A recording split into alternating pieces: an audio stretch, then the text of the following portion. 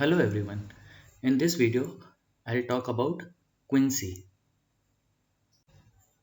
So quinsy is another name of peritonsillar abscess.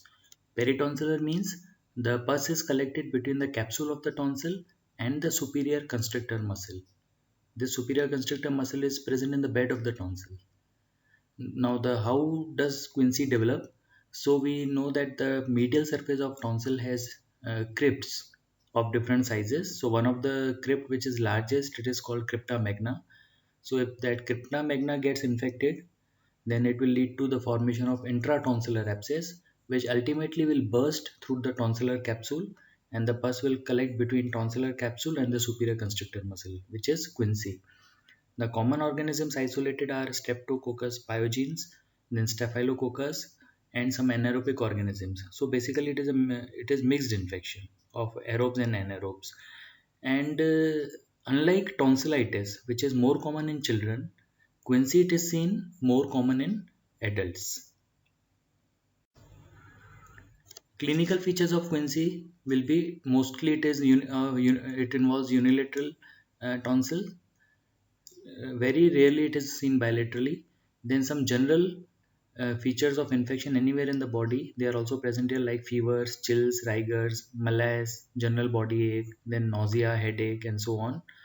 Then there will be unilateral throat pain, and there will be odynophagia. Odynophagia is painful swallowing. Now, so swallowing will be so much painful that the patient will not be able to even swallow its own saliva. So the saliva will dribble from the mouth, and the speech will be muffled and thick, which is sometimes called hot potato voice. Patient is not able to speak clearly because of pain. Then there will be bad smell, that is halitosis, because of the infection in the oral cavity in the tonsillar region. And then there is ipsilateral autalgia, which is actually referred pain in the ear, and it is carried by the Jacobson's nerve, which is a branch of glossopharyngeal nerve. Then there is also trismus, that is inability to open the mouth. Now that is because of the spasm of the pterygoid muscles, which are located in the vicinity of the superior constrictor muscle. So these are the clinical features in quinsy.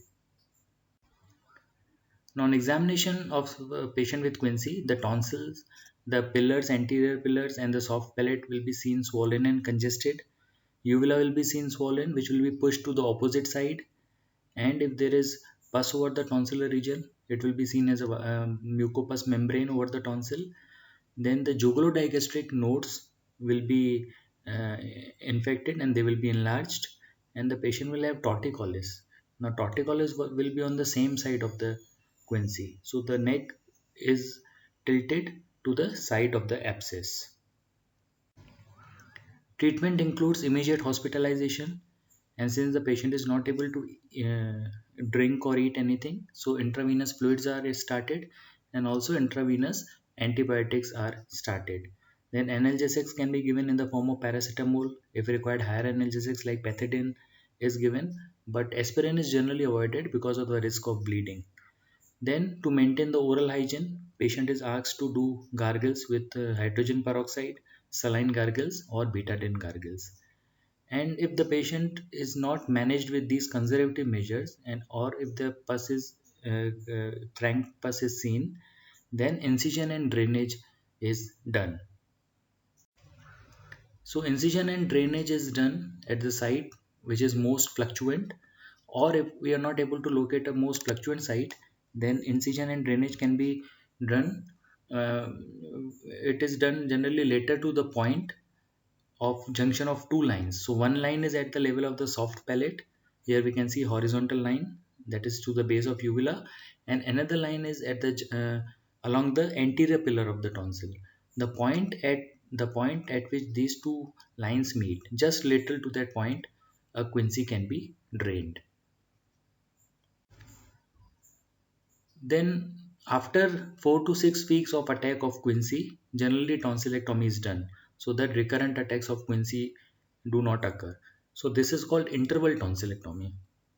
That is after the subsidence of acute attack after 4 to 6 weeks.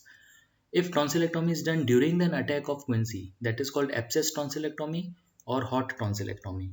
However, it should be avoided because of the risk of aspiration of pus during drainage, and secondly, because there is infection, so bleeding will be more during tonsillectomy. So generally hot tonsillectomy is avoided and interval tonsillectomy is preferred.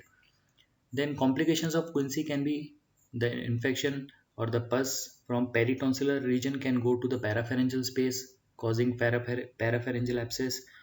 There can be edema of the larynx, which may necessitate a tracheostomy. Then there can be septicemia, where the infection is in the blood, or if the pus gets aspirated, it can lead to pneumonia or lung abscess, and sometimes jugular vein thrombosis is seen. So these are the complications of untreated quinsy. Thank you.